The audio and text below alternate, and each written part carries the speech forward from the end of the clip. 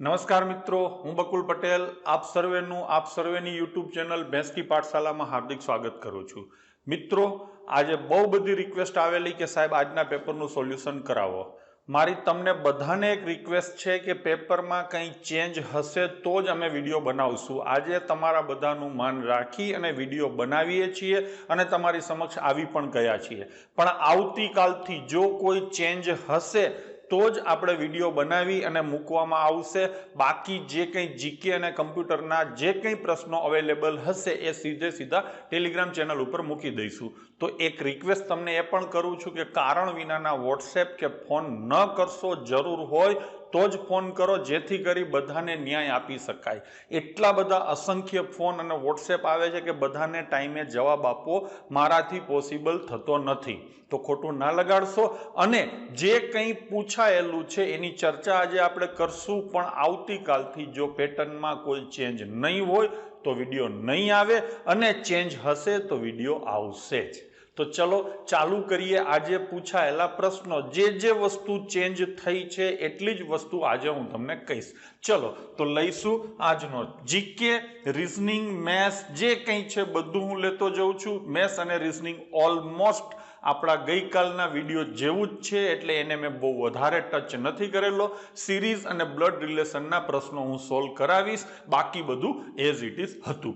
ચલો, સત્યપ્રકાશ નામનું એક છાપું છે, નીચેનામાંથી કયા ગુજરાતીએ આ છાપવાની શરૂઆત કરેલી? તો નીચે જે નામ આપેલા હતા એમાં માત્ર ને માત્ર એક જ ગુજરાતી નામ હતું, કરશનદાસ મૂળજી, તો આ તમારો જવાબ થશે।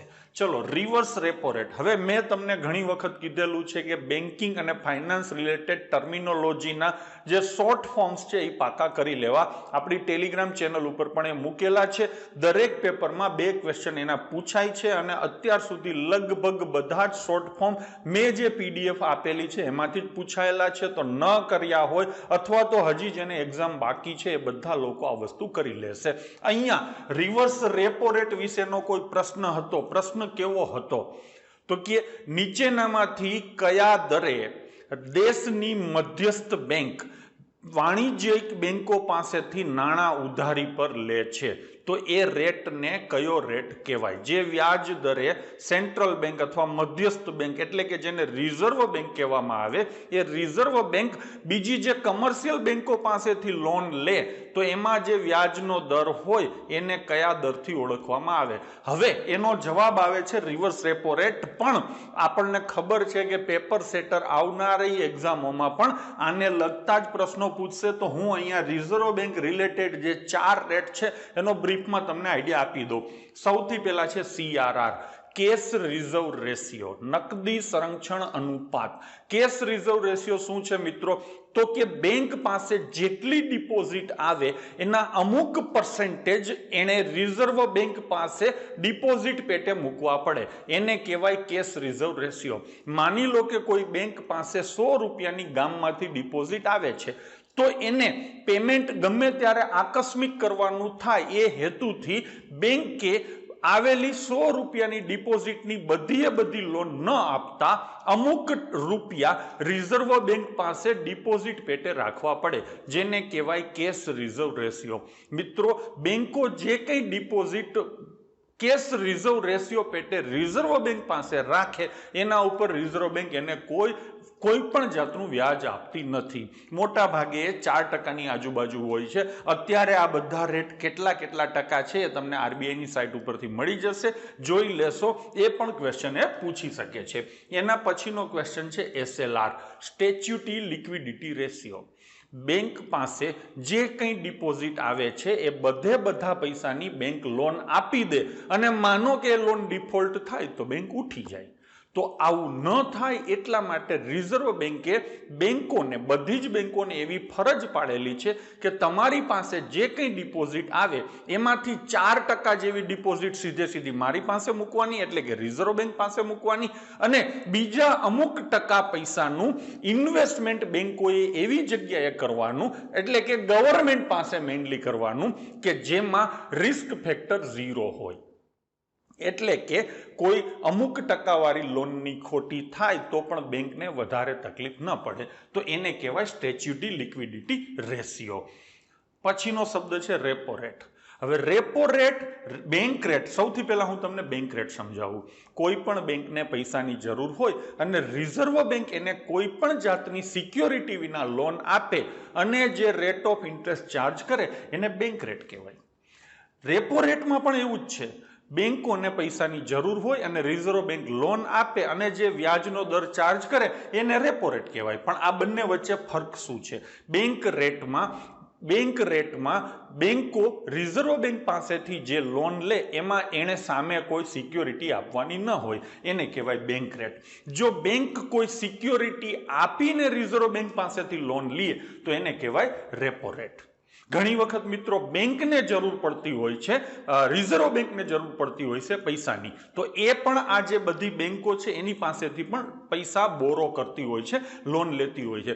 રિઝર્વ બેંક કોઈ બેંક પાસેથી લોન લે તો એને કહેવાય રિવર્સ રેપો રેટ. એમાં રિઝર્વ બેંકે બેંકોને સિક્યોરિટી આપવી પડતી હોય છે. તો આ મોટા મોટા 5 રેટ છે. મેં ટૂંકમાં ફટાફટ તમે સમજી શકો એ ભાષામાં ડેફિનેશન આપી. આના વિશે આવનારી એક્ઝામમાં ક્વેશ્ચન પૂછી શકે છે. આ અત્યારે હાલમાં કેટલા ટકા છે દરેક રેટ એ તમે જરા જોઈ લેશો. એના પછીનો ક્વેશ્ચન, TESS સેટેલાઇટ કઈ સ્પેસ એજન્સી સાથે સંકળાયેલ છે? તો એનો જવાબ આવે નાસા. અમેરિકાની અવકાશી સંશોધન સંસ્થા છે નેશનલ એરોનોટિક સ્પેસ એજન્સી.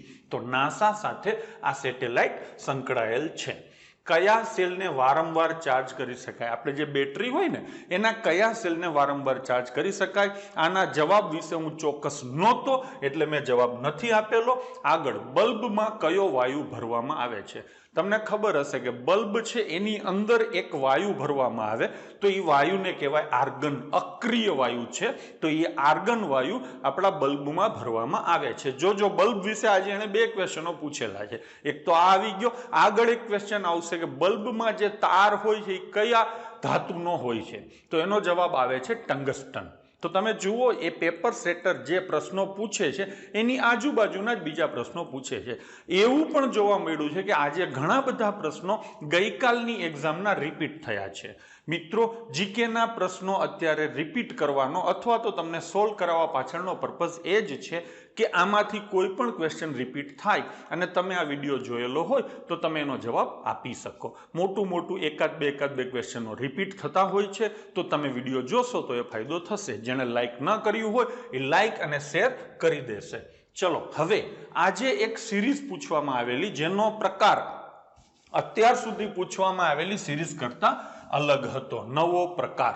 તો શક્યતા છે આવતીકાલે પણ આ પ્રકાર ઉપર આગળ વધે. તો આને કેવી રીતે સોલ્વ કરી શકાય એના ઉપર ચર્ચા કરીએ. સીધું દેખાય છે 2 ના આ કેટલા ગણા છે? 3 ગણા.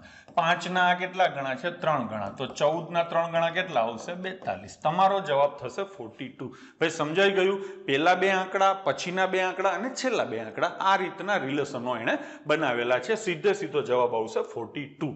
ઓપ્શન નહોતા, આનો જવાબ કદાચ બીજો પણ આવી શકતો હોય, પણ જો મારી પાસે ઓપ્શન હોત તો હું તમને સાચો આન્સર અથવા તો એના આન્સરો પ્રમાણે અલગથી સિરીઝ ગણીને આપી શક્યો હોત. એના પછીનો એક ક્વેશ્ચન છે નાબાર્ડનું full form, National Bank for Agriculture and Rural development.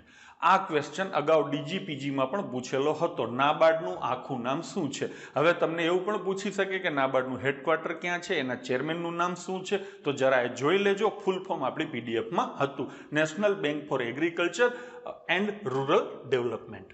Next question, આ પણ રીઝનિંગનો ક્વેશ્ચન હતો. ગઈકાલે મેં જે વિડીયો આપેલો એમાં આ ક્વેશ્ચનની ચર્ચા કરવાનો હું ભૂલી ગયેલો, તો આજે તમને કહી દઉં છું. જુઓ મિત્રો, આજે હું મેથ્સ રીઝનિંગના જે ક્વેશ્ચનની ચર્ચા કરું છું એ સિવાયના તમામ પ્રશ્નો રિપીટ થયેલા છે, એટલે આજે એની કોઈ ચર્ચા કરવાની થતી નથી. કંઈક નવું હશે એની જ ચર્ચા થશે. ક્વેશ્ચન સીધો છે. ABCDમાં C કયા ક્રમે હોય? 3જા નંબરે, તો એની વેલ્યુ અહીંયા 3 લખી છે. H કયા ક્રમે હોય? 8મા ક્રમે, તો એની વેલ્યુ અહીંયા 8 લખેલી છે. E 5મા નંબરે હોય તો 5, A પહેલા નંબરે હોય તો 1 અને P 16મા નંબરે હોય તો એની વેલ્યુ 16. એવી જ રીતે લર્નની વેલ્યુ શું થાય? હું તમને હોમવર્ક આપું છું કે આ જ રીતે ABCDમાં જેનો જે ક્રમ છે એ વેલ્યુ અહીંયા તમે લખી લેશો. આ થયું તમારું હોમવર્ક. નેક્સ્ટ ક્વેશ્ચન, ભારતનું સૌથી ઠંડુ સ્થળ કયું છે? હવે અહીંયા થોડોક ડાઉટ છે. અમુક લોકો એવું કીધેલું સૌથી ઠંડુ સ્થળ કયું છે, અમુક લોકોએ એવું કીધેલું કે સૌથી ઠંડુ શહેર કયું છે ભારતનું. તો જો સૌથી ઠંડુ સ્થળ હોય તો સિયાચીન ગ્લેશિયર આવશે. શહેર હોય તો શું આવે એમનો આઈડિયા મને નથી અથવા તો મેં જોયું નથી. હા, રમત ગમત ક્ષેત્રે કયો એવોર્ડ આપવામાં આવે છે? તો જવાબ આવશે રાજીવ ગાંધી ખેલ રત્ન એવોર્ડ. તમે જુઓ આન્સર થોડા જુઓ તો એની અંદર ખેલ લખેલું છે. મેં પીડીએફમાં આવી આગાહી પણ કરેલી અગાઉના લેક્ચરમાં અને પીડીએફમાં પણ આપેલું છે કે કયા ક્ષેત્રમાં કયો એવોર્ડ આપવામાં આવે છે. મેં તમને એવું પણ કીધેલું કે કઈ રમતમાં કયો શબ્દ વપરાય છે. તો એ બધા પ્રશ્નો આજે પૂછાયેલા છે અને હજી પણ હું ભવિષ્યવાણી કરું છું કે એ હવેના વિડીયોમાં કેપિટલ સિટી અને કરન્સી વિશેના પણ પ્રશ્નો પૂછી શકે છે. આ બધી પીડીએફ ટેલિગ્રામમાં મૂકેલી છે. કોઈ મહેરબાની કરી અને મને એવું ના પૂછે કે સાહેબ પીડીએફ ક્યાં છે. ટેલિગ્રામમાં છે, તમારે જાતે શોધવાની છે. ઘણા લોકો એની લિંક માંગે છે, એ લિંક નહીં મળે એટલું કામ તમારે કરવું પડશે. એક એક જણને આ બધી સર્વિસો પૂરી પાડવી શક્ય નથી. તો મિત્રો જોઈ લેજો ટેલિગ્રામમાં, અને ઘણી બધી વસ્તુઓ અમે ટેલિગ્રામમાં પિન કરેલી છે તો તમને સીધે સીધી ત્યાં ઉપરથી પણ મળી જશે. તો રાજીવ ગાંધી ખેલ રત્ન એવોર્ડ રમતગમત સાથે સંકળાયેલો છે. એના પછીનો શબ્દ છે BIS, bureau of Indian standard. આ ફૂલ ફોર્મ પૂછવામાં આવેલું. આવતીકાલે એવું બને કે BIS વિશે પીછું પણ કંઈ પૂછી શકે છે. બેઝિકલી BIS શું છે તો કે આપણે સોનાના જે દાગીના હોય એના ઉપર જે હોલમાર્ક કરીએ છીએ ને, હોલમાર્કિંગનું કામ BIS સંભાળે છે, બ્યુરો ઓફ ઇન્ડિયન સ્ટાન્ડર્ડ. તો હોલમાર્કિંગ જે સોનાના દાગીના ઉપર કરવામાં આવે છે, હોલમાર્કિંગ એટલે થપ્પો, ક્વોલિટીનું સર્ટિફિકેટ, એ કોણ આપે છે? BIS આપે છે. સાથે સાથે તમને એ પણ ખબર હોવી જોઈએ કે હોલમાર્ક કરેલા દાગીનામાં સોનાની શુદ્ધતા, પ્યોરિટી 91.6% હોય છે. તમે કદાચ આ આંકડો ઘણી બધી જગ્યાએ જોયેલો પણ હશે. તો હવેની એક્ઝામમાં આવો ક્વેશ્ચન પણ પૂછી શકે છે. તો એની પણ ચર્ચા આપણે કરી નાખેલી. બાકી BISનું ફોર્મ પીડીએફમાં હતું. એના પછીનો નેક્સ્ટ ક્વેશ્ચન. હા, ચેલેન્જર ડીપ કયા દરિયામાં આવેલી છે? તો ચેલેન્જર ડીપ છે એ પેસિફિક ઓશિયનમાં આવેલી છે. એવો અગાઉ હવે નેક્સ્ટ એક્ઝામમાં ક્વેશ્ચન, દુનિયાની સૌથી ઊંડામાં ઊંડી ટ્રેન્ચ, મારિયાના ટ્રેન્ચ એવી કંઈક છે, એ પણ પેસિફિક ઓશિયનમાં આવેલી છે. મારિયાના અથવા મેરિયાના, પ્રશાંત મહાસાગર અથવા તો પેસિફિક મહાસાગરમાં છે. દુનિયાની સૌથી ઊંડી જગ્યા જે ગણાય ને એ મારિયાના ટ્રેન્ચ કહેવાય. તો આવો ક્વેશ્ચન પણ તમને હવે પૂછી શકે છે. મને જેટલી માહિતી છે એ હું તમને શેર કરતો જાઉં છું. MSMEનું ફૂલ ફોર્મ અગાઉ પણ પૂછાયેલું, આજે પણ કોઈ શિફ્ટમાં કદાચ પૂછાયેલું હતું, માઇક્રો સ્મોલ મીડિયમ એન્ટરપ્રાઇઝ. ચલો જઈશું આગળ. બધા જ ફૂલ ફોર્મ આપણી પીડીએફમાંથી હતા મોટા ભાગે. RBIની સ્થાપના ચર્ચા આપણે કરેલી હતી. મેં તમને કીધેલું એપ્રિલ ફૂલ કઈ તારીખે હોય? 1 એપ્રિલે. તો 1/4/1935 ના રોજ રિઝર્વ બેંકની સ્થાપના થયેલી. રિઝર્વ બેંકનું હેડક્વાર્ટર મુંબઈમાં છે. એનો વહીવટ કરવા માટે એક ગવર્નર હોય અને એને મદદ કરવા માટે 4 ડેપ્યુટી ગવર્નર હોય. દેશની તમામ બેન્કિંગ સિસ્ટમનો કંટ્રોલ કરવાનું કામ રિઝર્વ બેંક ઓફ ઇન્ડિયા કરે છે. તો આ થયું રિઝર્વ બેંકની સ્થાપના 1/4/1935. ચલો, એના પછી એ બી નો પતિ છે જે સી ની પુત્રી છે, ડી એ ઈ ની પુત્રી છે જે સી ની પત્ની છે. તો ઈ નો બી સાથેનો સંબંધ શું? મિત્રો આવો જ ક્વેશ્ચન દરેક પેપરમાં હોય છે અને મેં એવું પણ જોયું છે કે આ ને આ વાર્તા દર વખતે રિપીટ કરે છે અને માત્ર આટલું બદલાવે છે. તો મને એવું થયું કે ચલો આનું સોલ્યુશન આપણે કરી લઈએ. ડાયાગ્રામ સરખી સમજી લેજો, કાલે આના વસ્તુ હોય તો તમને તકલીફ ન પડે. એ બી નો પતિ છે. કોણ પતિ છે? એ. તો લખો એ ઇઝ હસબન્ડ ઓફ બી. ઇંગ્લિશમાં વાંચશો તો વધારે સારું રહેશે. અહીંયા મેં ગુજરાતીમાં લખેલું છે, આ કપલ છે. તો એ અને બી. બી માઇનસ બી નો પતિ છે એટલે બી એની પત્ની છે, જે સી ની પુત્રી છે. કોણ? બી. બી કોની પુત્રી છે? સી ની. જો ગુજરાતીમાં થોડીક તકલીફ પડે છે, ઇંગ્લિશમાં વાંચશો તો કોઈ વાંધો નહીં આવે. કોણ કોનું શું રિલેશન છે? તો એ બી નો પતિ છે જે સી ની પુત્રી છે. કોણ? બી. સી ની પુત્રી છે. ડી એ ઈ ની પુત્રી છે. ડી પુત્રી છે કોની? ઈ ની. અહીંયા કોઈ કનેક્શન નથી એટલે હું સાઈડમાં લખું છું. અને જે સી ની પત્ની છે, ડી એ ઈ ની પુત્રી છે અને ઈ છે એ સી ની પત્ની છે. આ કોની પત્ની છે? સી ની. તો સી એનો હસબન્ડ થશે અને આ એની વાઇફ થશે. તો આ વસ્તુ અહીંયા આવી જશે મિત્રો. તો અહીંયા શું લખશું આપણે? ઈ શું થશે? ફિમેલ. અને સી શું થશે? મેલ. ચલો થઈ ગયું. હવે ઈ અને સી નું એક બાળક છે ડી. તો અહીંયા આવશે ડી. ડી શું થશે મિત્રો? માઇનસ. બરાબર છે. તો ઈ અને સી ના બે બાળકો થશે, બી અને ડી. બી નો હસબન્ડ થશે એ. આ બંને વચ્ચેનો રિલેશન શું થશે? સિસ્ટર, બહેનો. બરાબર છે. ચલો આગળ જઈશું. તો ઈ નો બી સાથેનો સંબંધ શું થાય? ઈ નો બી સાથેનો એટલે ક્યાંથી ક્યાં જવાનું છે? બી થી ઈ. તો બી થી એ જઈએ તો આ શું થશે? એના પપ્પા. અને આ શું થશે? મમ્મી. તો જવાબ શું આવશે? માતા. શું આવશે મિત્રો? માતા. નેક્સ્ટ એક્ઝામમાં એવું બને કે આના વસ્તુ હોય, રિલેશન એમ પૂછે કે how is A related to D અથવા તો how is D related to A. તો આ ડાયાગ્રામ જો સરખી સમજેલી હશે તો આન્સર દેવામાં તમને કોઈ વાંધો નહીં આવે. ચલો લઈશું નેક્સ્ટ ક્વેશ્ચન. થોડોક હું ઉતાવળમાં જ વાત કરીશ આજે. એક માણસ એક સ્ત્રી તરફ આંગળી ચીંધીને બોલે છે. શું બોલે છે? તે સ્ત્રી મારા બહેનની ભાઈની પુત્રીની દાદી છે. તો તે માણસનો તે સ્ત્રી સાથે શું સંબંધ થશે? આવો ક્વેશ્ચન છે. ચલો આને વાંચીએ. શું કીધું છે? મારા બહેનની ભાઈ. મારી બહેનનો ભાઈ એટલે મારો ભાઈ જ થાય. મેં તમને શીખવાડેલું છે બબ્બે રિલેશન મર્જ કરો. મારી બહેનનો ભાઈ એટલે મારો શું થાય? ભાઈ. ભાઈની પુત્રી. ભાઈની પુત્રીને શું કહેવાય મિત્રો? ભાઈની પુત્રીને ભત્રીજી કહેવાય. અને ભત્રીજીની દાદી. ભત્રીજીની દાદી એટલે કોણ થશે? ભત્રીજી જે મારી છે એના પપ્પા એટલે મારો ભાઈ. અને મારા ભાઈની પણ મમ્મી. મારા ભાઈની મમ્મી મારી શું થશે? મમ્મી. ભાઈ બરાબર છે? મમ્મી. ભત્રીજીની દાદી. ભત્રીજીની દાદી. તમારે કલ્પના કરવી હોય તો કરો. તમારી ભત્રીજી. બરાબર છે? તો તમારી ભત્રીજીની દાદી કોણ થાય? તમારી ભત્રીજીની દાદી એટલે ભત્રીજી જે છે એના પપ્પાની મમ્મી. ભત્રીજીના પપ્પા એટલે તમારો ભાઈ. તમારા ભાઈની મમ્મી એટલે તમારી પણ મમ્મી. તો ભત્રીજીની દાદી શું થાય? મમ્મી. તો તે માણસનો સ્ત્રી સાથે શું સંબંધ થાય? હવે માણસની આ મમ્મી છે તો એ માણસનો સ્ત્રી સાથેનો સંબંધ શું થશે મિત્રો? માણસનો સ્ત્રી સાથેનો સંબંધ થશે પુત્ર. શું થશે? પુત્ર. એ માણસ પેલી સ્ત્રીનો પુત્ર હશે.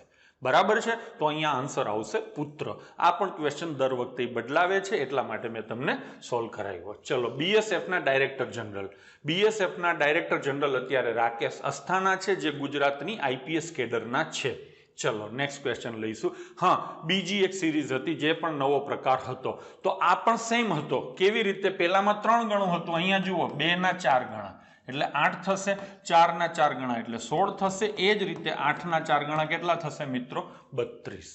સીધો જો આન્સરો અલગ આવતા હોય તો બીજી રીતે પણ સિરીઝ સોલ્વ થતી હોય એવું બને. મારી પાસે આન્સરો નહોતા એટલે મેં સીધામાં સીધો રસ્તો પકડી લીધો. તો આ એક નવો પ્રકાર છે, જરા ધ્યાનથી જોઈ લેશો.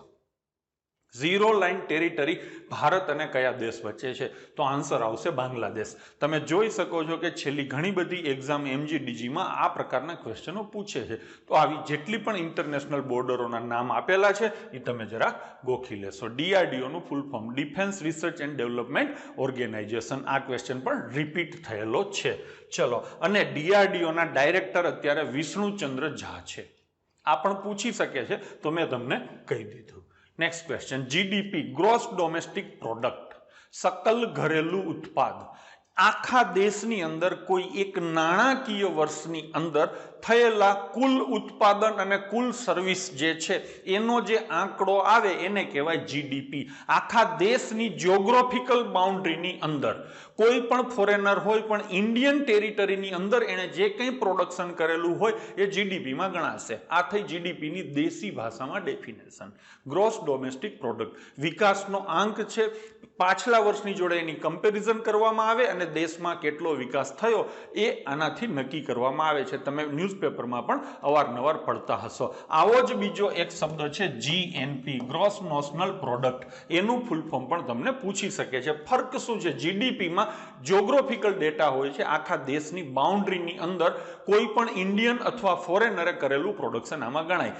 જીએનપીમાં માત્ર ને માત્ર ભારતના સિટીઝનોએ આખી દુનિયામાં કંઈ પણ પ્રોડક્શન કરેલું હોય તો એ ગણવામાં આવે. જીડીપીમાં કોઈ પાકિસ્તાનનો નાગરિક ભારતમાં ફેક્ટરી નાખે અને પ્રોડક્શન કરે તો જીડીપીમાં આવે, જીએનપીમાં ન આવે. કોઈ ઇન્ડિયન માણસ અમેરિકામાં ફેક્ટરી નાખે અને પ્રોડક્શન કરે તો એ જીડીપીમાં ન આવે, જીએનપીમાં આવે. આ બંને વચ્ચેનો તફાવત છે. ચલો લઈશું નેક્સ્ટ ક્વેશ્ચન. બીજા નંબરનો સૌથી મોટો ખંડ કયો છે? તો સીધી આપણને ખબર પડે. પહેલા નંબરનો એશિયા અને બીજા નંબરનો આફ્રિકા. અહીંયા કદાચ વસ્તીની દ્રષ્ટિએ પણ પૂછેલું હોઈ શકે છે અને વિસ્તારની દ્રષ્ટિએ પણ પૂછેલું હોઈ શકે છે. આઈ થિંક વિસ્તારની દ્રષ્ટિએ આફ્રિકા આવે છે. વસ્તીની દ્રષ્ટિએ પણ મોસ્ટ પ્રોબેબલી આફ્રિકા હશે, મને આઈડિયા નથી. Next question, Purvanchal zero line Bharat અને પાકિસ્તાન વચ્ચે છે એવું મને કોઈએ કીધેલું છે. આ પણ આજે પૂછાયેલો એક ક્વેશ્ચન કોઈ શિફ્ટનો હતો. હવે લઈશું એના પછીનો ક્વેશ્ચન, સિરીઝ. આ એકચ્યુઅલી જૂનો પ્રકાર છે, પણ મને એવું લાગ્યું કે છોકરાઓને અહીંયા તકલીફ પડે છે એટલા માટે હું સોલ્વ કરી દઉં છું. ચલો, અહીંયા શું છે તમે જુઓ. સૌથી પહેલા આ જ બે આંકડાઓ જોવાના. આના કરતા આ ભયંકર મોટો છે, ડબલથી વધારે છે એટલે ગુણાકાર લેવાનો. આ 40 છે ને આ 120 છે, મોટું. તો ઇન્ટુ કેટલા આવે 3. આ 18 ના કેવા દેખાય છે ડબલ, અને આ કેટલા હોય સિંગલ. તો અહીંયા કેટલા આવે બાળકો 4. 16 એકા 16 આપણે કરવાના છે 18 એટલે +2. 18 દુ 36 આપણે કરવાના છે 39 એટલે +3. 39 13 117 આપણે કરવાના છે 121 એટલે +4. તો અહીંયા બાળકો શું આવશે +5. 4 એકુ 4 ને 1 5, 12 ચોક 48, 489 તમારો આન્સર થશે. ચલો લઈશું નેક્સ્ટ ક્વેશ્ચન. અપીપાનું ફૂલ ફોર્મ પૂછેલું, ઓટોમેટિક પ્રાઇવેટ આઈપી એડ્રેસિંગ. આ એકચ્યુઅલી કમ્પ્યુટરને લગતો ક્વેશ્ચન મારી દ્રષ્ટિએ ગણાય, પણ તમને ખબર છે કે જીકેમાં આવા પણ ક્વેશ્ચનો ઘણી વખત પૂછવામાં આવતા હોય છે. બીજો એક ક્વેશ્ચન હતો સાયન્સ રિલેટેડ, કયું તત્વ ઘન, પ્રવાહી અને વાયુમાં એક સરખું અસ્તિત્વ ધરાવે છે. આનો મને આઈડિયા નથી એટલે હું તમને જવાબ નથી આપતો. યુગાંતર છાપું કોણે શરૂ કરેલું? જુઓ, પેલા હતો સત્યપ્રકાશ છાપું, હવે પૂછ્યું છે યુગાંતર છાપું. તો અહીંયા મેં ગૂગલ કર્યું તો મને આ 3 જવાબ મળ્યા છે. સાચો જવાબ શું છે એ નીચે જો ઓપ્શન હોત તો આપણે આપી શક્યા હોત. એના પછી, કાચા ફળમાં ખાટો સ્વાદ કયા એસિડના કારણે હોય છે? ફળ કાચું એટલે આપણે બધાને ખબર છે કે સૌથી પહેલા કડવું હોય, પછી ખાટું થાય ને પછી મીઠું થાય. તો ખાટું હોવાનું કારણ એ ફળમાં રહેલો સાઇટ્રસ એસિડ છે. તો જવાબ આવશે સાઇટ્રસ એસિડ. ખાંડમાંથી આલ્કોહોલ કઈ પ્રોસેસથી બને? તો એનો સીધો જવાબ આખા ગામને ખબર છે, ફર્મેન્ટેશનથી આ ઘટના બનતી હોય છે.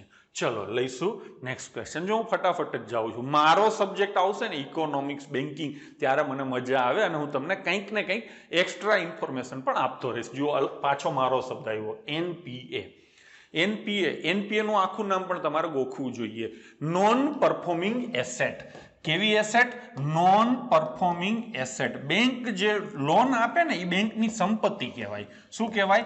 સંપત્તિ. જે કંઈ લોન આપે છે એ બેંકની સંપત્તિ કહેવાય, એટલે એને એસેટ કહેવાય. પણ ઘણા લોકો બેંકની પાસેથી લોન લઈને પૈસા ભરતા ના હોય, એટલે બેંકને એમાંથી આવક ન થાય એટલે પરફોર્મન્સ ન મળે, એટલે એને કહેવાય નોન પરફોર્મિંગ એસેટ. ટૂંકમાં બેંકે આપેલું એવું ધિરાણ કે જેમાં હપ્તા અથવા તો મુદ્દલની રિકવરી થતી નથી, એને કહેવાય નોન પરફોર્મિંગ એસેટ. હવે કોઈ પણ માણસ હપ્તા નથી ભરતો, મુદ્દલ નથી ભરતો, તો કેટલા સમય સુધી ન ભરે તો એના ઉપર થપ્પો વાગે એનપીએ નો.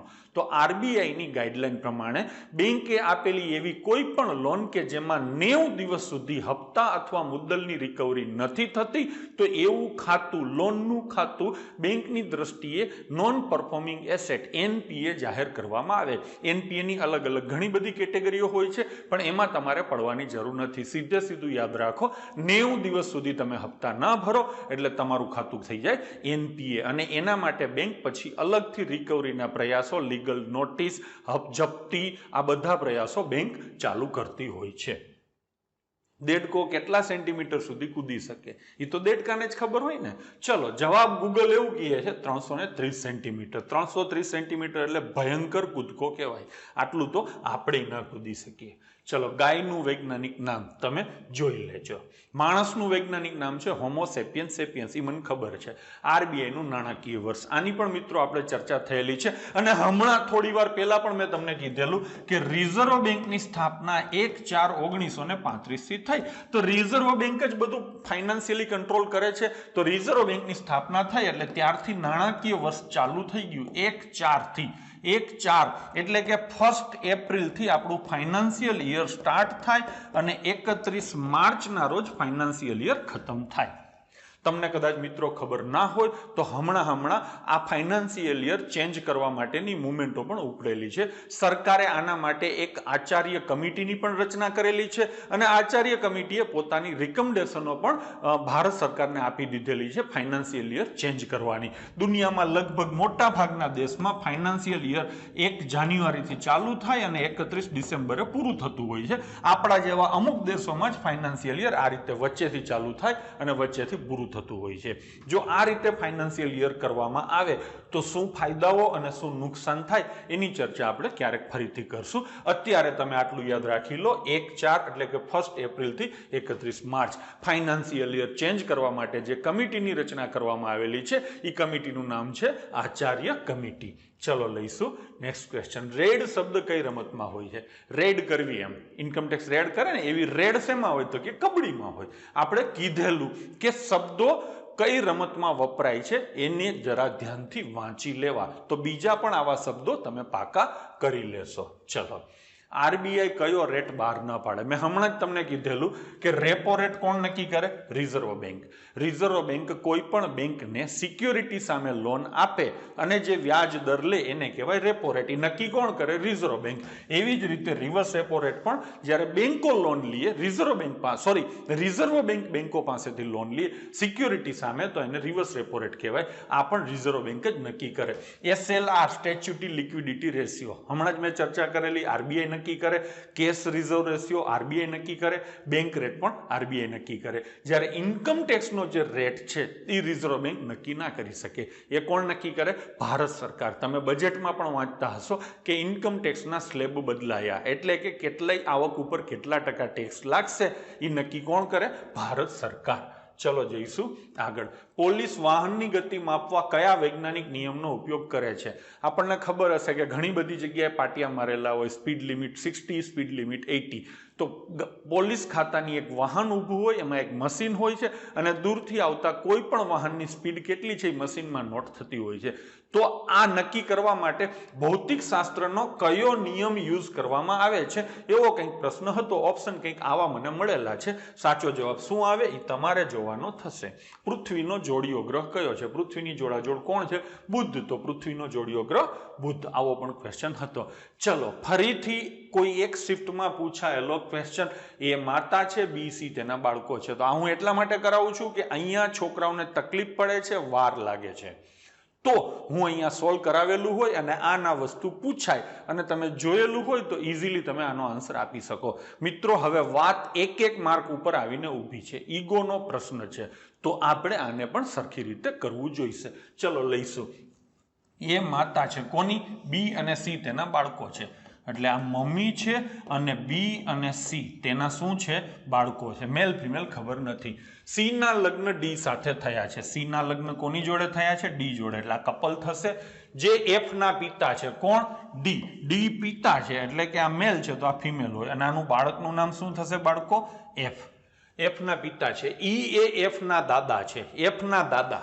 એફ ના દાદા એટલે કે પપ્પાનાય પપ્પા થઈ શકે અને મમ્મીનાય પપ્પા થઈ શકે. અહીંયા આપણે આ જ ફેમિલી રાખવાનું છે એટલે આ બાજુ નહીં જઈએ અને આ બાજુ જ જઈશું. એફ ની મમ્મી અને મમ્મીના પપ્પા કોણ છે? બાળકો. ઈ એ એફ ના દાદા છે તો ઈ દાદા છે તો અહીંયા આવશે ઈ અને આ થશે કપલ. આવી રીતે કરવાનું થશે. ડી ના પણ પપ્પા હોઈ શકે છે પણ એક જ ફેમિલીમાંથી આ લેવાનું હોવાથી મેં અહીંયા સીધો એ ને વાઇફ બનાવી અને ઈ ને એના હસબન્ડ બનાવ્યા અને ઈ એફ ના દાદા થશે. ચલો હવે દાદાને કોઈ પુત્ર નથી. ચલો દાદાને કોઈ પુત્ર નથી એટલે કન્ફર્મ થઈ ગયું કે ડી ના પપ્પા તો ના જ હોય, કેમ કે ડી ના પપ્પા હોય તો ડી એનો પુત્ર થાય. એની તો એને ચોખ્ખી ના પાડેલી એટલે સીધું આ કન્ફર્મ જ થઈ ગયું. મેં જે લીધું હતું એ બરાબર લીધું છે. ચલો એ નો ઈ સાથેનો સંબંધ શું થાય? એ ઈ ને શું થાય? તો કે આના શું થાય? વાઇફ થશે. તો જવાબ આવશે વાઇફ. આવનારી એક્ઝામમાં આ જ વાર્તામાં અલગ અલગ ક્વેશ્ચનો પૂછી શકે છે તો જરા સરખી રીતે જોઈ લેશો. લઈશું નેક્સ્ટ ક્વેશ્ચન. બલ્બમાં કઈ ધાતુનો તાર વપરાય? મેં તમને કીધેલું ટંગસ્ટન. દાઢી કરવા કયો અરીસો વપરાય? તો કે અંતર્ગોળ અરીસો વપરાય. ચલો લઈશું નેક્સ્ટ ક્વેશ્ચન. રેડ. હવે પેલી રેડ જે કબડ્ડીની હતી એ નથી. અહીંયા રેડ એક કમ્પ્યુટર રિલેટેડ ફૂલ ફોર્મ પૂછેલું છે. Redundant array of ઇનએક્સપેન્સિવ disk. આ રેડનું ફૂલ ફોર્મ છે, ગોખી મારજો. ચલો લઈશું નેક્સ્ટ ક્વેશ્ચન. અગેન એક ફૂલ ફોર્મ છે AIIB, Asian infrastructure investment bank. Asian infrastructure investment bank. આનું હેડક્વાર્ટર ચીનના બેઇજિંગમાં આવેલું છે. આવો જ એક ક્વેશ્ચન મને યાદ આવે છે, ન્યૂ ડેવલપમેન્ટ બેંક. આ પણ તમને પૂછી શકે છે. એકચ્યુઅલી આ શું છે મિત્રો? તો કે તમને બધાને ખબર છે બ્રિક્સ નામનું એક ઇન્ટરનેશનલ ઓર્ગેનાઇઝેશન છે જેમાં Bharat, Brazil, Russia, India, China અને સાઉથ આફ્રિકા 5 મેમ્બર કન્ટ્રી છે. આ 5 member country Brazil, Russia, India, China અને સાઉથ આફ્રિકા ભેગા થઈ અને સાંઘાઈમાં એક બેંક બનાવી છે જેનું નામ છે ન્યૂ ડેવલપમેન્ટ બેંક. આવું પણ પૂછી શકે છે. ચલો જઈશું આગળ. એક પુરુષ એક સ્ત્રી તરફ ઈશારો કરીને શું બોલે છે? તે મારી પત્નીના પુત્રના પિતાની માતાની માતા છે. તો તે સ્ત્રી પુરુષને શું થાય? સૌથી પહેલા તો આ રિલેશનને આપણે મર્જ કરીએ. મારી પત્નીનો પુત્ર, મારી પત્નીનો પુત્ર એટલે મારો શું થાય? મારો પુત્ર. બરાબર છે બાળકો? અહીંયા સુધી આવી ગયું. પુત્રના પિતા, પુત્રના પિતા, હું પોતે મેલ છું, હું મેલ જ છું તો જ મારે પત્ની હોય. તો મારા પુત્રના પિતા એટલે કોણ થાય? હું પોતે થાવ. તો આ કપાઈ જશે આટલે સુધી અને વાત ઘૂમ ફિર કે અપને પાસે પહોંચ જાયગી. હું હવે મારી માતાની માતા, મારી માતાની માતા કોણ હોય? હવે તો ગામ આખાને ફાવડે સાહેબ, દાદી હોય. થઈ ગયું ને? તો તે સ્ત્રી પુરુષને શું થાય? તે સ્ત્રી દાદી થશે. બરાબર છે ને? તો આવી રીતે તમે બબ્બે રિલેશનને મર્જ કરી અને સોલ્વ કરવાની ટેવ પાડશો તો આરામથી ક્વેશ્ચન સોલ્વ થઈ જશે. નેક્સ્ટ ક્વેશ્ચન નવી પેટર્ન પ્રમાણેનો ક્વેશ્ચન હતો. આ પણ આપણે હમણાં ચર્ચા થઈ ગઈ છે, ફટાફટ લઈ લઈએ.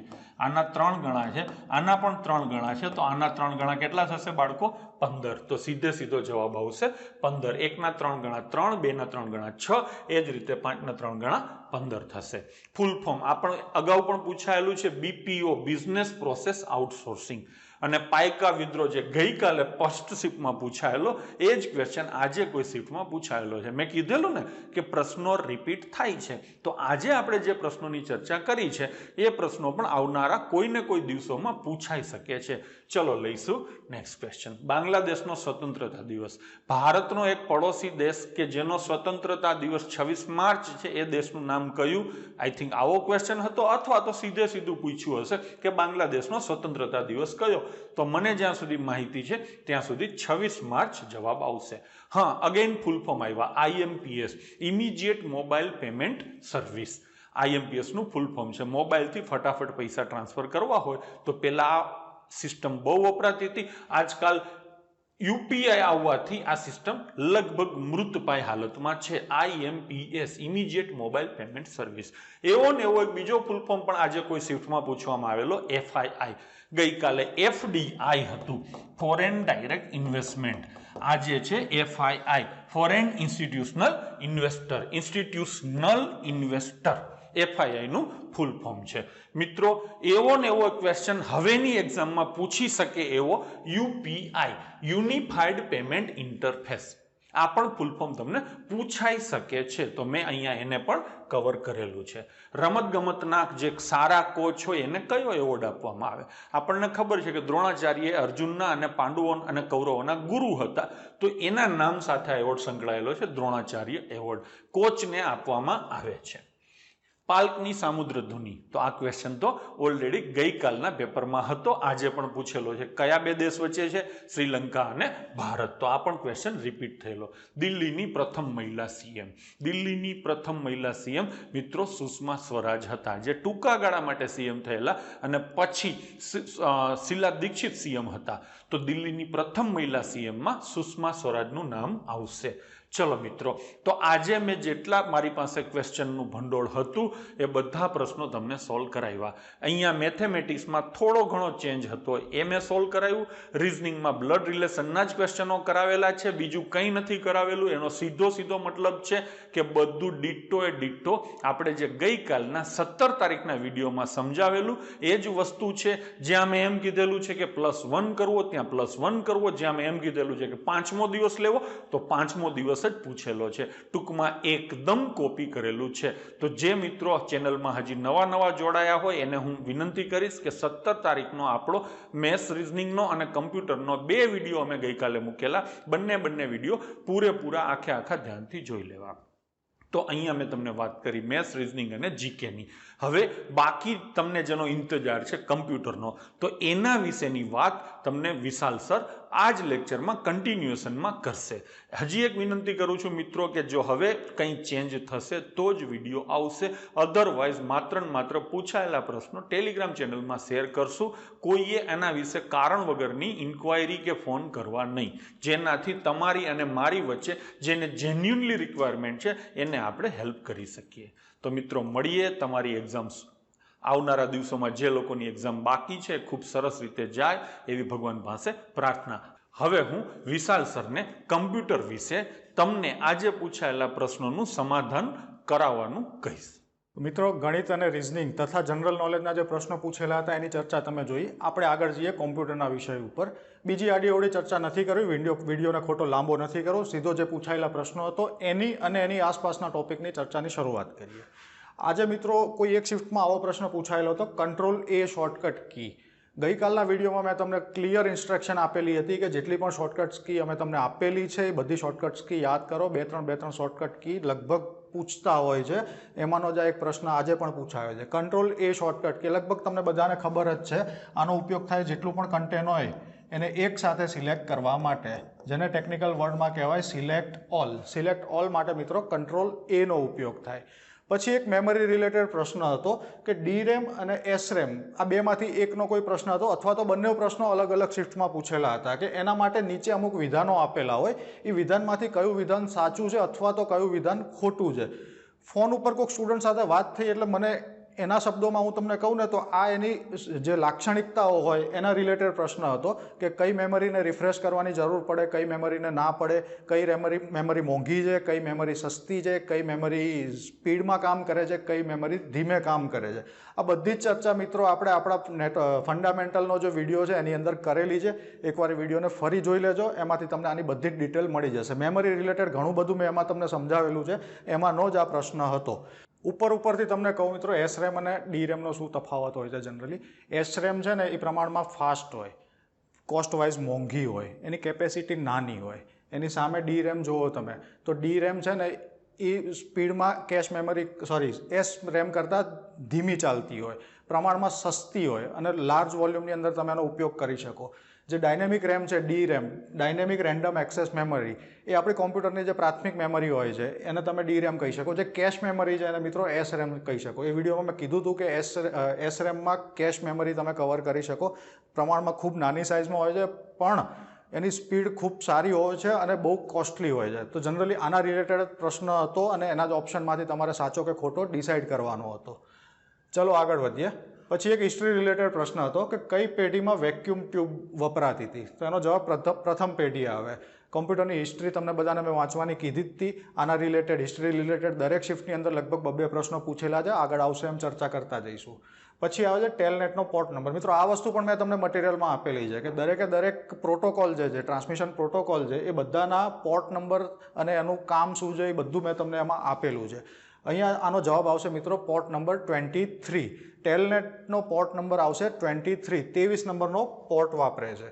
પછી આગળ વધીએ. એક માઇક્રોસોફ્ટ ઓફિસ રિલેટેડ પ્રશ્ન હતો. મિત્રો આ બધા પ્રશ્નો આડા અવડા છે. જે રીતે મને મળતા ગયા છે એ રીતે મેં આમાં લખેલા છે, એટલે સેક્શન વાઇઝ નથી. જે આવે એ પ્રમાણે આપણે સોલ્વ કરતા રહીશું. પાવર પોઈન્ટમાં હેન્ડઆઉટ ક્યાં હોય? તો એ વ્યૂ ટેબની અંદર હોય. હેન્ડઆઉટનો ઉપયોગ શું થાય? તમે પાવર પોઈન્ટનું કોઈ પ્રેઝન્ટેશન પાવર પોઈન્ટમાં પ્રોપરલી બનાવી લીધું, પછી એ પ્રેઝન્ટેશન આપતા સમયે તમારે રેફરન્સ માટે કોઈ ડોક્યુમેન્ટ જોઈએ કે કઈ સ્લાઇડ પછી નેક્સ્ટ આવી રહી છે, કઈ પ્રીવિયસમાં મેં સમજાવી, કયા ટોપિક ઉપર મારે આગળ વધવું છે. તો એના માટે બધી સ્લાઇડો ભેગી કરીને એક બ્લોકમાં ગોઠવાઈ જાય એક જ પેજ ઉપર, અથવા તો મલ્ટિપલ સ્લાઇડ હોય તો 2 કે 3 પેજમાં નીકળે.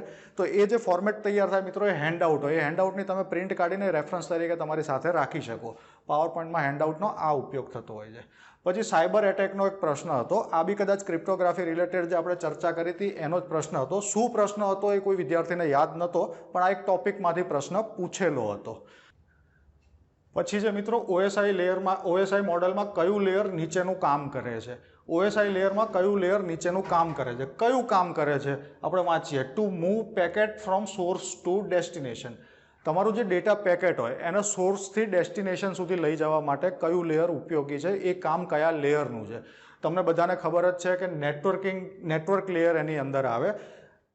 આ મેં જ્યારે તમને સમજાવ્યું ત્યારે કીધું હતું કે જ્યારે પણ તમારો ડેટા નેટવર્ક લેયરની અંદર હોય ત્યારે એ ડેટાને કયા ફોર્મમાં ગણાય? એને આપણે પેકેટ ફોર્મની અંદર જોઈએ છે. જ્યારે પણ ડેટા તમારો નેટવર્ક લેયરમાં હોય ત્યારે એ ડેટા પેકેટના ફોર્મમાં હોય. પેકેટના ફોર્મની અંદર એની ઉપર સરનામા લાગે અને સરનામા પછી આગળ મોકલે. સરનામા લાગ્યા પછી તો એ જે જવાબદારી ભર્યું કામ છે કે સાચું સરનામું લગાવવું પેકેટ ઉપર, એ કામ કોણ કરે? નેટવર્ક લેયર કરે. ચલો મિત્રો આગળ જોઈએ. ડેટા એસેન્ડિંગનો કમાન્ડ. હવે આ પ્રશ્નમાં થોડીક કન્ફ્યુઝન છે. આ વર્ડમાં હતો, એક્સેલમાં હતો કે શેનો હતો એ ખબર નથી, પણ આપણે અત્યારે તમને એક્ઝામ્પલ આપું તો વર્ડ ગણીને ચાલીએ. ધારો કે માઇક્રોસોફ્ટ વર્ડમાં આ પ્રશ્ન પૂછેલો હોય કે વર્ડની અંદર ડેટા એસેન્ડિંગનો કમાન્ડ શું આવે, તો તમારે જે ડેટાને ગોઠવવો હોય એસેન્ડિંગ ઓર્ડરમાં, તો એસેન્ડિંગ ઓર્ડરમાં ગોઠવવા માટે તમને જે હોમ ટેબમાં A to Z કરીને આવી કંઈક બટન આપેલું હોય છે, આવો કંઈક કમાન્ડ આપેલો હોય છે. તમે એના ઉપર ક્લિક કરશો ને એટલે એક મેનુ ખુલશે.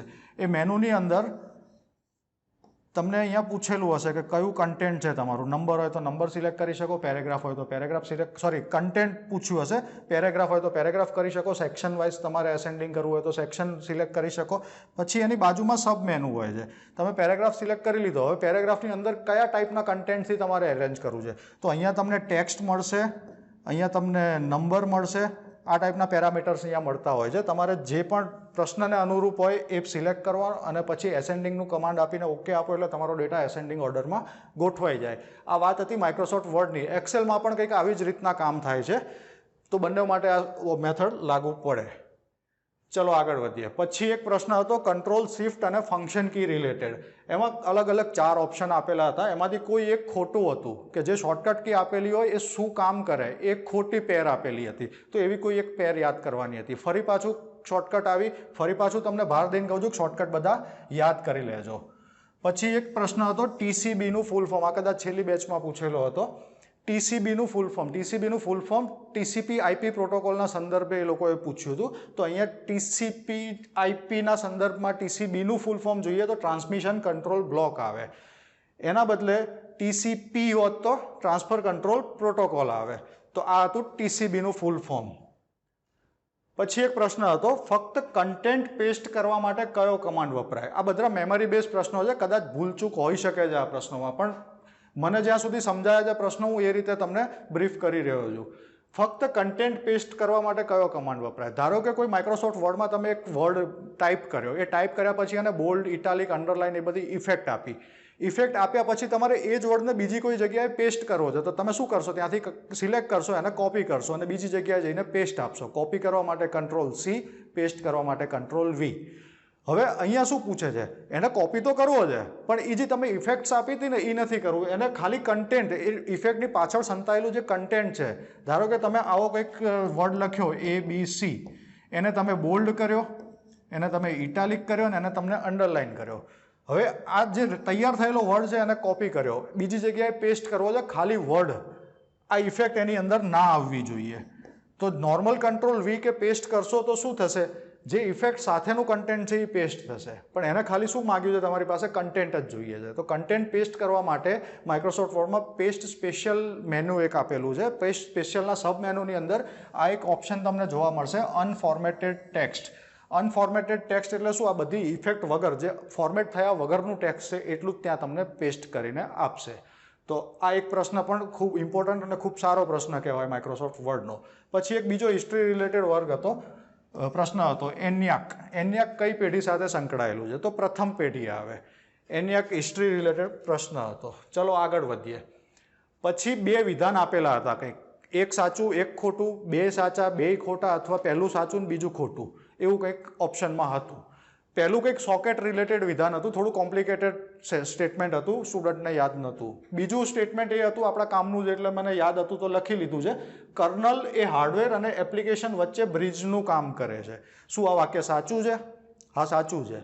કર્નલ શું છે, ઓપરેટિંગ સિસ્ટમનો એક ભાગ છે. એ શું કરે, તમારું જે હાર્ડવેર છે અને તમારું ઓપરેટિંગ સિસ્ટમ છે એ બેને એકબીજા સાથે જોડી રાખે. તમે ઓપરેટિંગ સિસ્ટમમાંથી કોઈ કમાન્ડ એક્ઝિક્યુટ કરો છો ને એને ઓપરેટ કરશે તમારું હાર્ડવેર, તો એ એક્ઝિક્યુશન થયા પછી એ કમાન્ડ છે ને તમારો કર્નલમાં જશે. એ કર્નલ એ કમાન્ડને તમારા હાર્ડવેરને ટ્રાન્સફર કરશે, પછી હાર્ડવેર એના ઉપર પરફોર્મ કરશે. પરફોર્મ કર્યા પછી જે પાછું આઉટપુટ આવે છે એ પાછું કર્નલમાં જશે. સોફ્ટવેરની અંદર જે માઇક્રોસોફ્ટની ઓપરેટિંગ સિસ્ટમ અથવા તો કોઈ પણ ઓપરેટિંગ સિસ્ટમ હોય એની અંદર કર્નલ હોય ને હોય જ. તો એક આઉટપુટ જે છે એ કર્નલમાં આવશે ને એ પાછું તમને સોફ્ટવેર ઉપર દેખાશે. તો કર્નલ એ હાર્ડવેર અને સોફ્ટવેરની વચ્ચે એક બ્રિજનું કામ કરે છે, બેને જોડી રાખવાનું કામ કરે છે. ચલો આગળ વધીએ. પછી રેમ અને રોમ. આમાં પણ એક પ્રશ્ન આવો કંઈક હતો, કઈ સ્થાયી મેમરી છે, કઈ અસ્થાયી મેમરી છે. સ્થાયી અસ્થાયી એટલે મિત્રો વોલેટાઇલ, નોન વોલેટાઇલ. રેમ છે એ વોલેટાઇલ મેમરી છે, રોમ છે એ નોન વોલેટાઇલ મેમરી છે. પાવર જતો રહે એટલે રેમમાંથી ડેટા ઇરેઝ થઈ જાય, રોમની અંદર જે ડેટા હોય એ પાવર આપેલો હોય કે ના આપેલો હોય એઝ ઇટ ઇઝ જ રહે. ચલો આગળ વધીએ. ટ્રાન્ઝિસ્ટર કઈ પેઢી, બીજો એક હિસ્ટ્રીનો પ્રશ્ન આવ્યો. ટ્રાન્ઝિસ્ટર કઈ પેઢી સાથે સંકળાયેલું છે? તો મિત્રો બીજી પેઢી સાથે સંકળાયેલું આવે. હિસ્ટ્રીના પ્રશ્નો ઉપર આપણે બહુ ટાઈમ નહીં બગાડીએ. પછી એક પ્રોટોકોલ પૂછ્યો તો LDAP પ્રોટોકોલનો ઉપયોગ શું થાય? LDAP મિત્રો એક નવો પ્રોટોકોલ આવ્યો. પ્રોટોકોલનું ફૂલ ફોર્મ શું થાય? સૌથી પહેલાં તો એ જોઈએ આપણે. પ્રોટોકોલ LDAPનું ફૂલ ફોર્મ થાય light weight directory access protocol. LDAP light weight directory access protocol. હવે આમાં પાછો એક બીજો નવો શબ્દ આવ્યો, ડિરેક્ટરી. ડિરેક્ટરી એટલે શું ને એને એક્સેસ કરવાની જરૂર શું પડે? Light weight directory access protocol. આ મેં તમને કહી તો દીધું, થોડોક હજી ઊંડાણમાં જઈએ આપણે. ડિરેક્ટરી એટલે શું? ડિરેક્ટરી તમારી સિસ્ટમની અંદર પણ હોઈ શકે અથવા તો વેબ સર્વર ઉપર પણ હોઈ શકે. તમે જે યુઝરને મને પાસવર્ડ નાખો છો કોઈ પણ સિસ્ટમની અંદર લોગિન કરવા માટે, એ લોગિન કરવા માટે જે યુઝરને મને પાસવર્ડ તમને યાદ છે પણ સિસ્ટમને પણ યાદ હોય ને કે એ તમારો જ છે. તમે જે યુઝરને મને પાસવર્ડ ફર્સ્ટ ટાઈમ ક્રિએટ કરો ને તો એ તમારી સિસ્ટમની અંદર અથવા તો વેબ સર્વર ઉપર એક ડિરેક્ટરીની અંદર સેવ થાય. આપણી ટેલિફોનની ડિરેક્ટરીમાં જેમ બધા ટેલિફોનના નંબરો હોય ને એવી રીતના ઓનલાઈન જે ડિરેક્ટરી હોય ને એમાં બધાના યુઝરને મને પાસવર્ડ હોય. તો તમે જ્યારે લોગિન કમાન્ડ એક્ઝિક્યુટ કરો છો ત્યારે આ પ્રોટોકોલ શું કામ કરશે? એ ડિરેક્ટરીને એક્સેસ કરશે. એક્સેસ કરશે, ડિરેક્ટરી તમારી ઓથેન્ટિકેશન વેરીફાઈ કરશે. જો વેરીફાઈડ થશે તો એ તમને રિસ્પોન્ડ કરવાનું ચાલુ કરશે. તો LDAP પ્રોટોકોલનો આ ઉપયોગ થાય કે ડિરેક્ટરીને એક્સેસ કરવા માટે. ડિરેક્ટરી તમારા સિસ્ટમમાં ઓફલાઈન પણ હોઈ શકે અને વેબ બેઝ પણ હોઈ શકે, ઇન્ટરનેટના સર્વર ઉપર પણ હોઈ શકે. સર્વર કોના હોય? જે તે સર્વિસ પ્રોવાઈડર હોય એમના. ફેસબુક હોય તો એનું પોતાનું સર્વર હોય, ગૂગલ હોય તો એનું પોતાનું સર્વર હોય, એના ઉપર પણ એક ડિરેક્ટરી આપેલી હોય છે. આની સાથે સાથે મને હજી એક વસ્તુ યાદ આવે છે મિત્રો, LDAP પ્રોટોકોલનો ઉપયોગ મેં તમને સમજાવ્યો. LDAP પ્રોટોકોલનો પોર્ટ પણ તમને કહી દઉં. LDAP પ્રોટોકોલ છે ને મિત્રો 389 નંબરનો યુઝ્યુઅલી આ પોર્ટનો ઉપયોગ કરતો હોય છે. 389 નંબરનો. આ તમે યાદ રાખી શકો છો. આવનારી કદાચ શિફ્ટમાં આના રિલેટેડ બીજો પ્રશ્ન પૂછે તો આ વસ્તુ એને પૂછવા માટે અવેલેબલ છે હજી.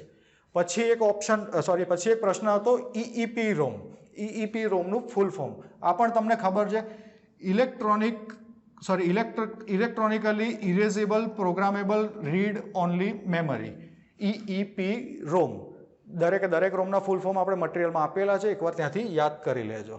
ચલો આગળ જઈએ. પછી હજી એક એક્સેલની કોઈ શોર્ટકટ કી પૂછેલી. જો મિત્રો ઘણી બધી શોર્ટકટ કી પૂછે છે આ લોકો. શોર્ટકટ કી ઉપર તમે થોડું ભાર વધારી દો, જેને હજી નથી કર્યું એ કરવા માંડો. તો એક્સેલની કોઈ શોર્ટકટ કી હતી, કઈ હતી એ ખબર નથી આપણને.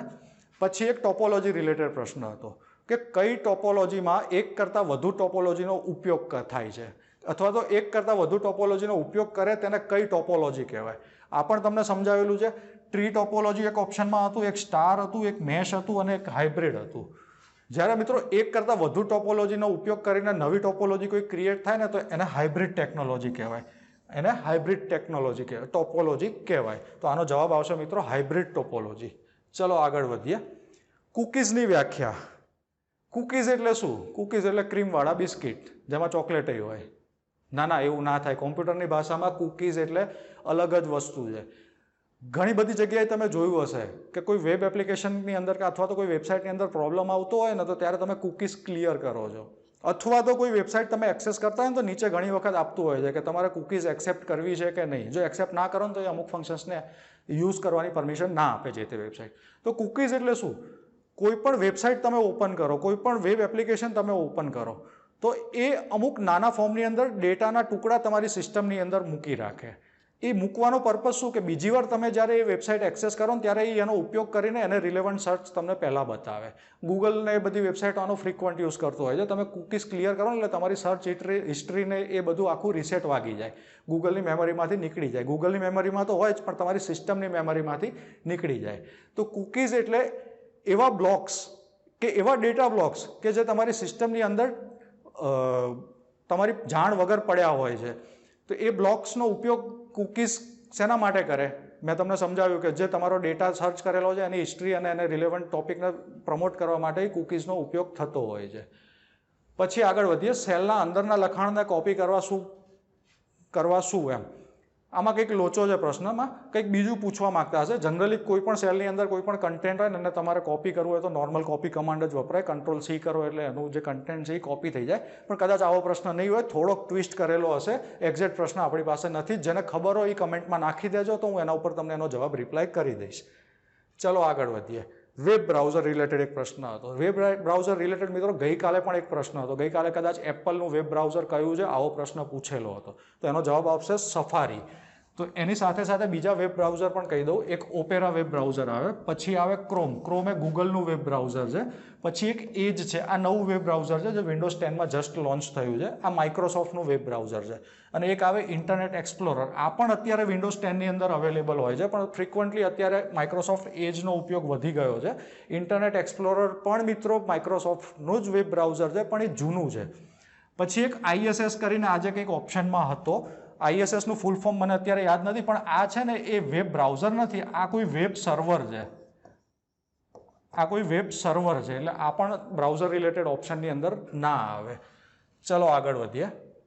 પછી રોમનો પ્રકાર નીચેનામાંથી કયો હતો? આ પ્રશ્ન આપણી પાસે ઓપ્શન સાથે આવેલો છે.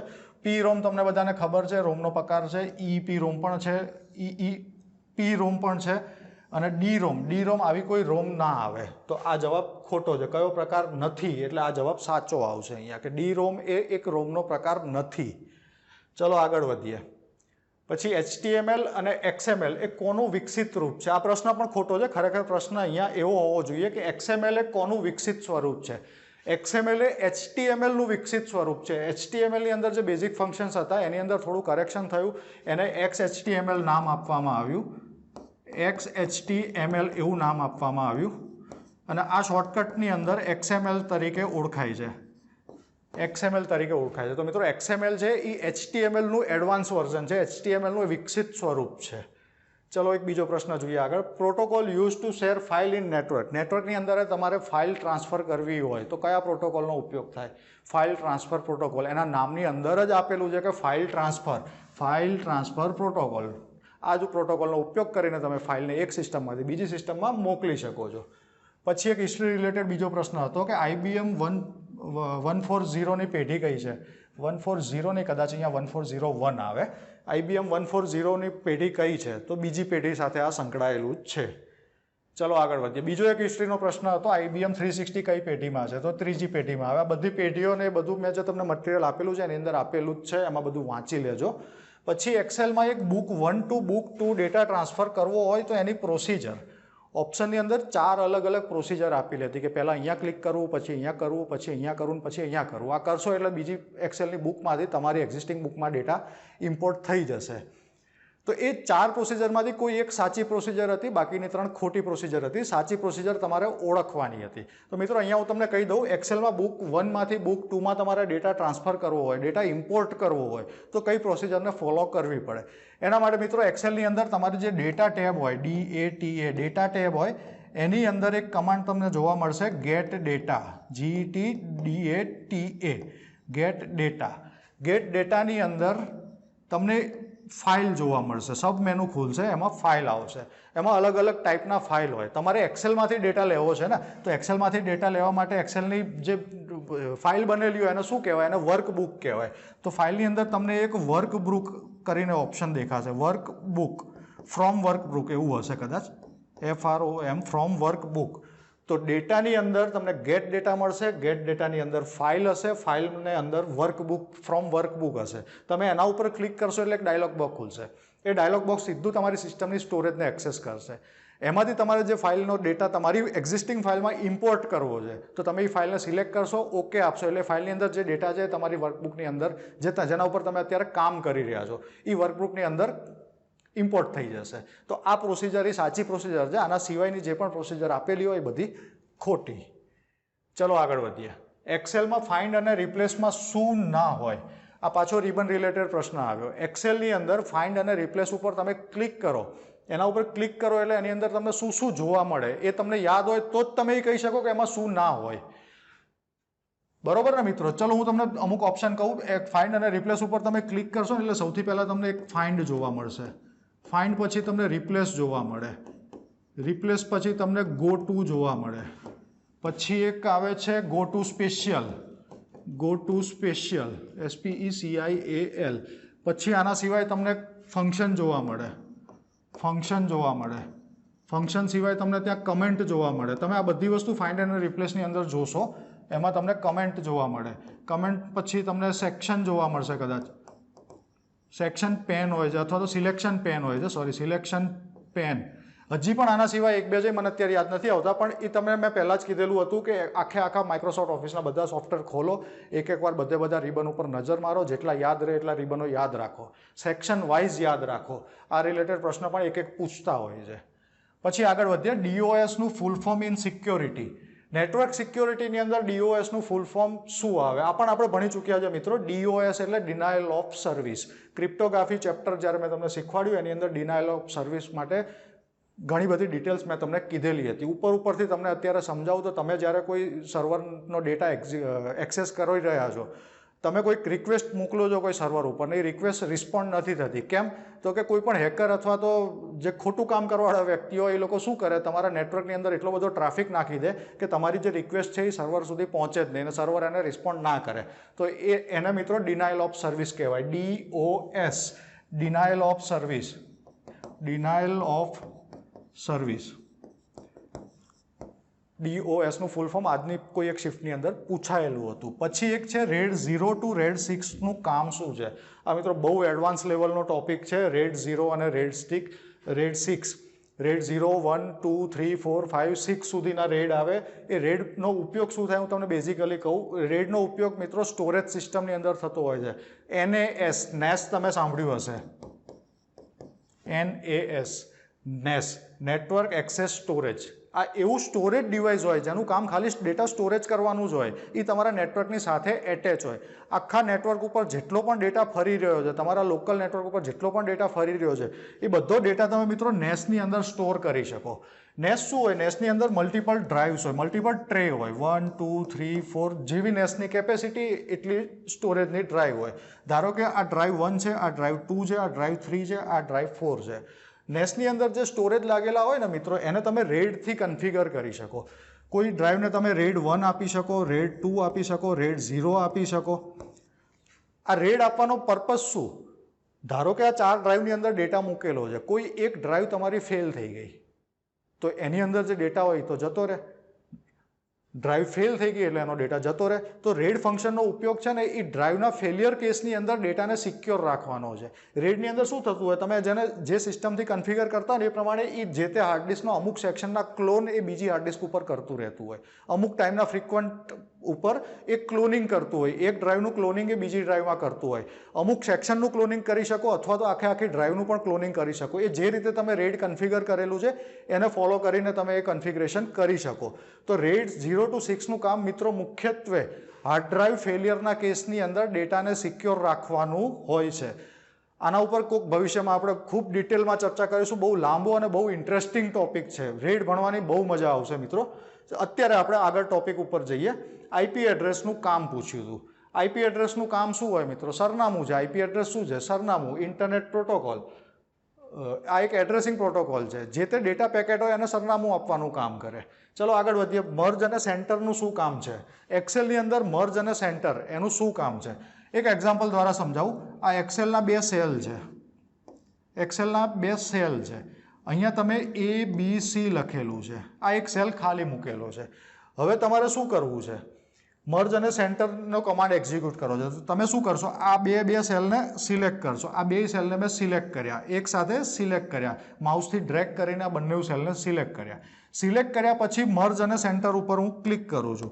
મર્જ અને સેન્ટર ઉપર ક્લિક કરીશ ને એટલે આ 2 સેલને ભેગા કરીને એ એક સિંગલ સેલ બનાવશે. સિંગલ સેલ બનાવીને જે આ ABC ટેક્સ્ટ છે ને એ એમાં લખશે. ક્યાં લખશે? એ સેલના સેન્ટર અલાઇનમેન્ટમાં લખશે. ખાલી મર્જ કમાન્ડ આપશો તો આ 2 સેલને ભેગું કરશે અને ટેક્સ્ટ તમારું જે ફોર્મેટમાં હતું ત્યાં જ રાખશે. જ્યારે તમે મર્જ અને સેન્ટર કમાન્ડ ઉપર ક્લિક કરશો ત્યારે એ 2 સેલને ભેગું કરશે અને ભેગું કર્યા પછી એ સેલની અંદર જે પણ ડેટા છે એ ડેટાને એ સેલના સેન્ટરમાં આપશે. જનરલી કોઈ પણ ટેબલનું ટાઇટલ આપવા માટે આ કમાન્ડનો ઉપયોગ થતો હોય છે. ચલો આગળ વધીએ. હા, ટોપોલોજીનો એક બીજો પ્રશ્ન આવ્યો. કઈ ટોપોલોજીમાં પહેલો અને છેલ્લો જોડાયેલા હોય છે? પહેલો નોડ અને છેલ્લો નોડ એકબીજા સાથે કનેક્ટેડ હોય છે. આનો જવાબ આવે મિત્રો રિંગ ટોપોલોજી. હું એક્ઝામ્પલ આપું, તમને ખબર જ છે આ બધી વસ્તુ, પણ છતાં પણ સમજાવતો જાઉં છું, આવનારી શિફ્ટવાળાને કામમાં આવે એટલા માટે. ધારો કે કોઈ એક નેટવર્કની અંદર કોઈ એક ટોપોલોજીમાં 5 સિસ્ટમ છે. તો રિંગ ટોપોલોજી કેવી રીતના કામ કરતી હતી? તમને બધાને યાદ જ છે, 1 2 3 4 5 અને 5 પાછું 1 સાથે કનેક્ટ હોય. આ જે સ્ટ્રક્ચર તૈયાર થયું મિત્રો, એને રિંગ ટોપોલોજી કહેવાય. શું કહેવાય? Ring topology. RING, ring topology. એમાં જો આ પહેલી સિસ્ટમ છે, એ છેલ્લી સિસ્ટમ 5મી સાથે પાછી કનેક્ટ છે. એટલે આ જ ટાઈપનું જે સ્ટ્રક્ચર હતું એને રિંગ ટોપોલોજી કહેવાય. એને પ્રશ્ન પણ એ જ પૂછ્યો હતો કે કઈ ટોપોલોજીની અંદર પહેલી અને છેલ્લી સિસ્ટમ એકબીજા સાથે કનેક્ટેડ હોય? તો એનો જવાબ આવે રિંગ ટોપોલોજી. ચલો આગળ વધીએ. લો, થઈ ગયું. જય હિન્દ. મિત્રો, અહીંયા તમે મેથ્સ, રિઝનિંગ અને જીકેના સાથે સાથે કમ્પ્યુટરના પણ પ્રશ્નો જોયા કે આજના દિવસની જે 3 શિફ્ટ હતી એમાં શું પ્રશ્નો પૂછાયેલા હતા, શું પ્રશ્નોની અંદર ચેન્જીસ હતા, કઈ જૂની ને જૂની પેટર્નને રિપીટ કરી હતી, એ બધી ડિટેલ અમે તમને આપી દીધી. આવનારે જે બાકીની શિફ્ટ છે એ લોકો માટે ખૂબ ઉપયોગી નીવડશે. આ વિડીયોને પણ વારંવાર જુઓ. આના સિવાય પણ આપણા જે ટોપિક ઓરિએન્ટેડ વિડીયોઝ છે એને પણ તમે વારંવાર જુઓ. ઘણા બધા પ્રશ્નો મિત્રો એમાંથી પૂછેલા હોય છે. આપણા મટીરિયલમાંથી પણ ઘણા બધા પ્રશ્નો પૂછાય છે. તો તમે મોટું આમાંથી ઘણું બધું કવર કરી શકો છો. તો મિત્રો, આટલું જ રાખીશું. મળી આવતા કોઈ વિડીયોમાં. ત્યાં સુધી જય હિન્દ, જય માતાજી.